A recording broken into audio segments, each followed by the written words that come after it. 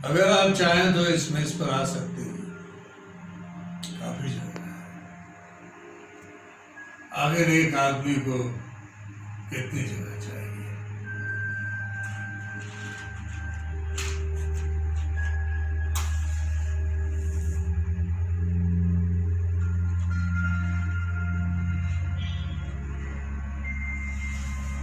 बेशक आप चाहें तो चुप रह सकते हैं, क्योंकि मैं भी चुप रहना पसंद करता हूँ।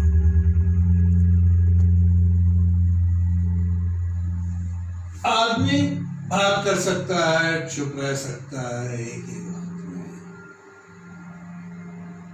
इसे कम लोग समझते हैं। मैं तो हमेशा से यही करता आया हूं।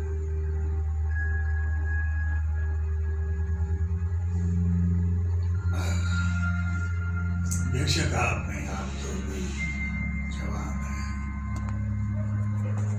आपकी उम्र में चुप रहने का मतलब चुप रहना, और बात करने का मतलब बात करना। दोनों बातें तो एक साथ नहीं हो सकती।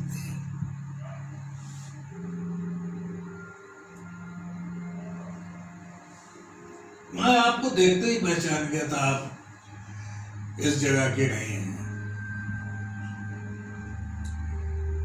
क्योंकि इस घड़ी आने वाले हर आदमी को मैं अच्छी तरह से पहचानता हूं। लेकिन आप उनसे कोई बात नहीं कर सकते, उन्होंने पहले ही इतनी की रखी होती है।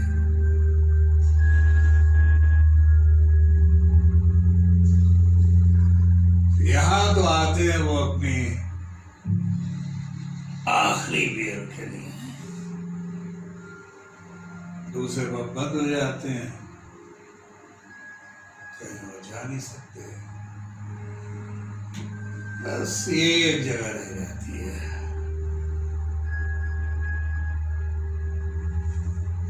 मैं खुद आधी रात को यहाँ रोज चला आता हूँ, पिछले 15 सालों से लगातार।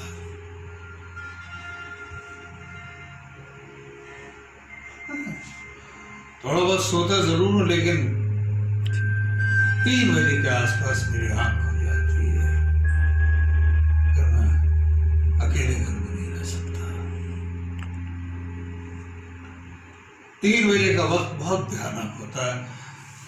2 बजे रात हो रही होती है, 4 बजे सुबह होने लगती है। ये 3 बजे का वक्त जब आप इधर होते हो ना उधर होते हो। अगर मृत्यु आने का कोई ठीक वक्त है तो यही 3 बजे है। नहीं, मैं बिल्कुल अकेला भी नहीं रहता। मेरे पास एक बिल्ली रहती है पिछले कई सालों से। अब देखिए, मैं यहाँ लंबी चौड़ी बातें कर रहा हूं और वो दरवाजे पे बैठी मेरा इंतजार कर रही होगी। बिल्लियां बड़े सब्र और काफी देर तक आपका इंतजार कर सकती हैं।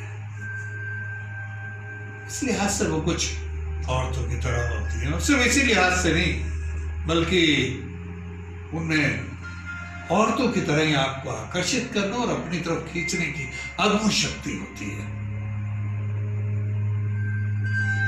एक भेद की बात बताऊं आपको, आप बिल्ली को औरतों की तरह आखिर तक सही से नहीं पहचान सकते। माफ कीजिए, मैं एक ड्रिंक लूंगा, क्योंकि थोड़ी देर में ये सब बंद हो जाएगा। फिर सुबह तक शराब की एक बूंद नहीं मिलेगी पूरे शहर में। घबराइए नहीं जनाब, मैं अपने पीने की सीमा जानता हूं। आदमी को जमीन से सिर्फ 1.5 इंच ऊपर उठना चाहिए, उससे ज्यादा नहीं। और अगर उससे ज्यादा उठेगा तो फिर वो उठता चला जाएगा, और फिर उसका आखिर होगा कोई गटर या नाला। ये तो कोई मजेदार बात हुई नहीं।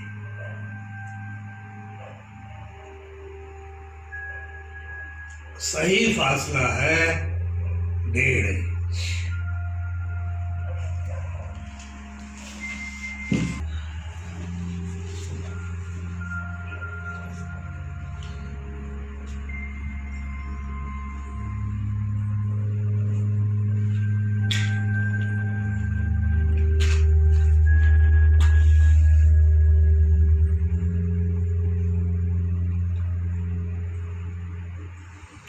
इतनी चेतना अवश्य रहनी चाहिए कि आप अपनी चेतना को माचिस की तीली की तरह बुझते हुए देख सकें। अब जब लौ सरक कर उंगली के पास आए तो उसे छोड़ देना चाहिए, उससे पहले नहीं, उसके बाद नहीं।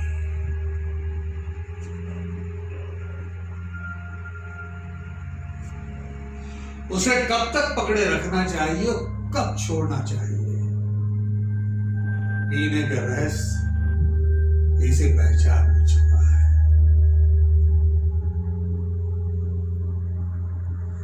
मैं खुद ये कोशिश करता हूं कि इस आशा के साथ रहना सीख लूं कि कई चीजों को ना जानना ही खुद को सुरक्षित रखने का रास्ता है।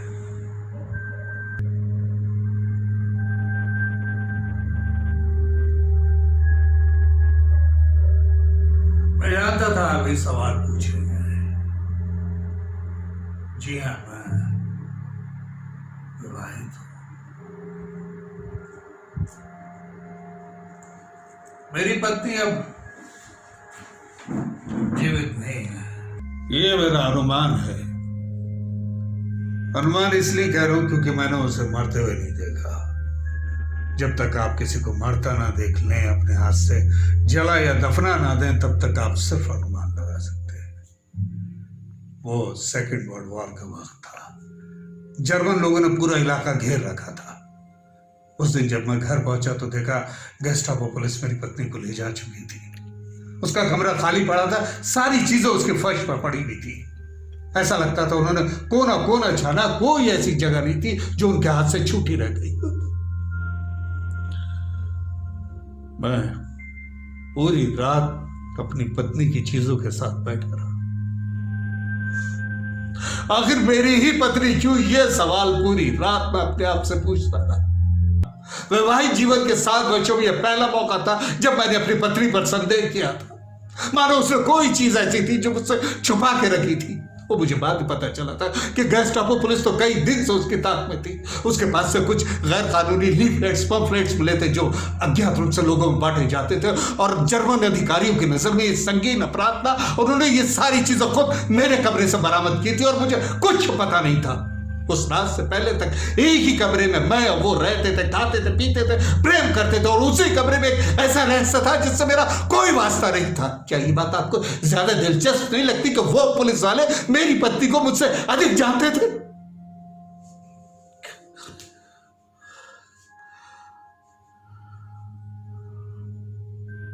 दूसरे दिन वो मुझे भी ले गए, और जो ले जाके उन्होंने पहला प्रश्न पूछा जो बिल्कुल साफ था, मैं श्रीमती का पति हूं? जी हाँ। बस यही एक सवाल था जिसका मैं हाँ में उत्तर दे सका। बाकी सारे सवाल उनके मेरी समझ से बाहर थे। मेरी समझ में नहीं आ रहा था वो क्या पूछ रहे हैं। मैं उनसे बार बार कह रहा था मैं अपनी पत्नी की गतिविधियों के बारे में नहीं जानता हूं, तो उन्होंने जोरदार ठहाका लगाया। मैं सच कह रहा हूं सर, तुम झूठ बोल रहे हो, मेरा यकीन कीजिए सर। तो बताओ अपनी पत्नी के बारे में क्या बताऊं सर? वो मुझे खींचते घसीटते दूसरे साइड में ले गए और ले जाके मुझे बंद कर दिया। पूरे हफ्ते दिन रात मुझसे एक ही सवाल बार बार पूछते रहे। मैं अपनी पत्नी के बारे में क्या जानता हूँ, किससे मिलती थी, किसने उसे लीफलेट दिए थे, वो किसी भी तरह का उत्तर पाने के लिए जो मुझे यात्राएं देते थे मैं आपको बता नहीं सकता। और मुझे पीटते थे, पूछते थे, फिर पीटते थे, और तब तक पीटते थे जब तक कि मैं अपनी चेतना नहीं खो देता था। मुझे यात्रा ये नहीं थी वो मुझे पीटते थे, मेरी यात्रा ये थी कि उनके सवालों का जवाब देने के लिए मेरे पास कुछ नहीं था। सकता था कि मेरी पत्नी जो मेरे साथ रहती थी, मेरे साथ रहते रहते एक दूसरी जिंदगी जी रही थी, मुझसे अलग, मुझसे बाहर, मुझसे अछूती।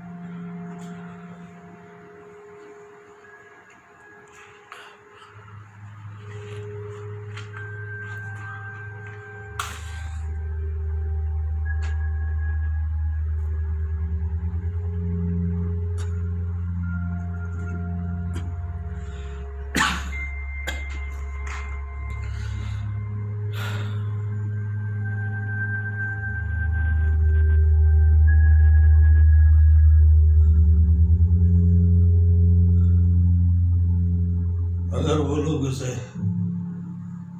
ना पकड़ते तो मैं तो उसे यही समझता कि यही मेरी पत्नी है जो मेरे सामने है। एक दिन मैं चौराहे से गुजरा तो मैंने देखा चौराहे पर एक पोस्टर लगा है। उन दिनों हर चौराहे पर 2-3 पोस्टर चिपका दिए जाते थे जिनमें 30-40 लोगों के नाम होते थे जिनको पुलिस ने पिछली रात गोली से मारा है। मैंने देखा 30 नंबर पर मेरी पत्नी का नाम था। मैं सन्न रह गया। मैं समझ गया मेरी पत्नी ने आखिर तक कुछ भी नहीं कबूला।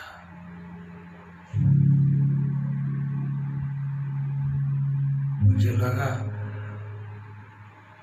कि एक तरह से मुझे मेरी पत्नी ने अपना विश्वास पात्र ना बनाकर मुझे बचा लिया है।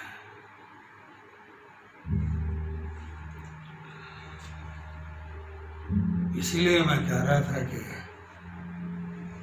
मैंने अपनी पत्नी को मरते हुए नहीं देखा।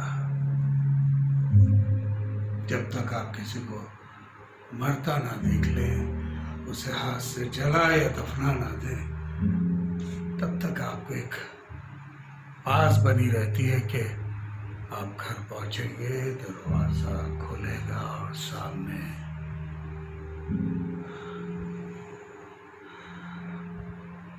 देखिए मैं फिर अपनी चीजें दोहराने लगा। पीने का एक बहुत बड़ा सुख है कि आदमी एक ही दायरे के इर्द गिर्द चक्कर लगाता रहता है, चक्कर लगाता रहता है।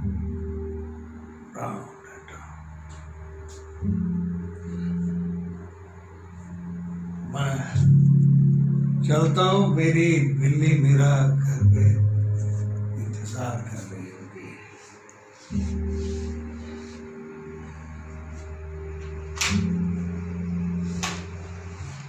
आप घबराइए नहीं, मैं अपनी पीने की सीमा जानता हूँ। सिर्फ 1.5 इंच।